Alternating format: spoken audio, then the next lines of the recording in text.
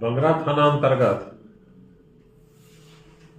एक UltraTech cement factory है। उस फैक्ट्री में 12 और 13 की रात में करीब 1:30 बजे सुबह में ट्रिपलिंग लोडिंग के दौरान एक मजदूर को ट्रक के पिछला डाला से चोट लग गई थी, जिसके कारण वहां के स्टाफ के द्वारा उसको विधिवत इलाज करने के लिए सदर अस्पताल लाया गया। सदर अस्पताल के दौरान उसकी मृत्यु हो गई। स्टाफ के द्वारा सुबह में यहां से फैक्ट्री के पास ले जाया गया, जिसके कारण अगल बगल के लोग काफी जुट गए और नाराजगी करते हुए मुआवजा की मांग पहले करने लगे। और उस फैक्ट्री के संचालक वहां उपस्थित नहीं थे। उनके स्टाफ के द्वारा बातचीत चल रही थी। इसी दौरान में जो वहां पर असामाजिक तत्व थे उग्र हो गए, और उग्र होने के बाद वहां के फैक्ट्री के जो ऑफिस था उसमें तोड़फोड़ किए, और उस फैक्ट्री ऑफिस में जो लैपटॉप था, उसका जो डीवीआर था, सीसीटीवी था वगैरह डैमेज किए और सामान को क्षतिग्रस्त कर दिए। फैक्ट्री के संचालक के द्वारा तत्काल थाना को अध्यक्ष को बंगरा को सूचित किया गया। थाना अध्यक्ष वहां पहुंची तो मामला को पहले शांत कराने का प्रयास किया जा रहा था, लेकिन असामाजिक तत्वों द्वारा पुलिस पर भी पथराव किया गया। इस क्रम में पुलिस द्वारा नियंत्रण करने का भरपूर प्रयास किया गया, और उसके पश्चात उनमें से असामाजिक तत्वों में से चिन्हित भी किया गया, वीडियोग्राफी भी की गई और गिरफ्तारी भी की गई।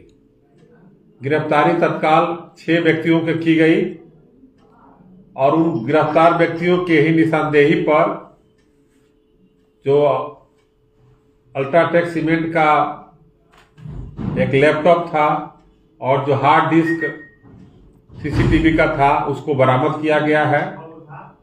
थाना अध्यक्ष बंगरा और अगल बगल की सभी पुलिस टीम पहुंचकर नियंत्रण का काफी प्रयास किया गया, जिससे कारण स्थिति अभी सामान्य है।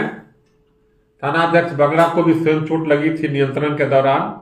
पुलिसकर्मी भी करीब 5 जख्मी हुए थे, स्टाफ भी घायल हुए हैं अल्ट्राटेक सीमेंट के। इस प्रकार थाना अध्यक्ष बंगरा के द्वारा नियंत्रण पाया गया, और जो टीम वहां पहुंची थी अल्ट्राटेक सीमेंट के स्टाफ के द्वारा सूचना पुलिस को देर से प्राप्त हुई, वरना यह घटना भी नहीं हो पाती। एक बात आई कि थोड़ा सा देर से सूचित करने की उन लोगों को, क्योंकि वो मृतक जो थे सूर्यकांत कुमार वो झारखंड के रहने वाले थे, इसलिए उनके परिवार को बुलाने की प्रक्रिया में लोगों के बीच यह अफवाह फैल गई कि इसको लाश को हटाए जाने का प्रयास किया जा रहा है, जबकि बात यह थी कि फैक्ट्री के पास ही ले जा करके और लाने का प्रयास किया जा रहा था कि उसके परिवार वाला आएंगे, उसके बाद ही ये लाश जाएगी। इस प्रकार तत्काल थानाध्यक्ष द्वारा एक मुहिम चला करके 6 व्यक्तियों को गिरफ्तार किया गया है। जो सामान गया था उसको इस क्रम में 3 कांड दर्ज किया गया है। एक जो मजदूर के साथ दुर्घटना हुई थी उसमें भी कांड दर्ज है, और फैक्ट्री के संचालक के द्वारा उसके स्टाफ के द्वारा भी एक कांड दर्ज कराया गया है, और फिर पुलिस के द्वारा भी एक कांड दर्ज किया गया, चूंकि पुलिस को भी पथराव हुआ था। कार्रवाई त्वरित रूप से की गई और स्थिति नियंत्रण में है। सर, इसमें आरोप लग रहा था कि एम्बुलेंस से सबको फेंकने जा रहे थे लोग।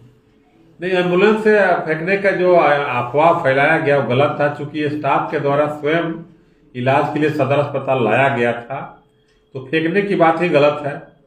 क्योंकि जब अस्पताल में लेके हम आ रहे हैं फिर एम्बुलेंस से यहाँ गया था, ये अफवाह फैला दी गई, जिससे कारण अगल बगल के लोग भी उस अफवाह में आ गए। तो ग्रामीणों से अगल बगल के लोग या के अफवाह में न जाए। पुलिस सक्रिय है और सही चीज़ों को पता लगाता है, और आज के दिन में मीडिया का और तकनीक का युग है, इसलिए सूचना सही रूप से आ ही जाती है, लोग अफवाह में नहीं आए। हाँ, पुलिस के नियंत्रण के लिए सबकी सुरक्षा करना पुलिस का दायित्व है। सरकारी संपत्ति का और किसी भी संपत्ति की रक्षा करना दायित्व है। इस दायित्व के निर्वहन में पुलिस अपने कर्तव्यों का सही रूप से पालन किया है।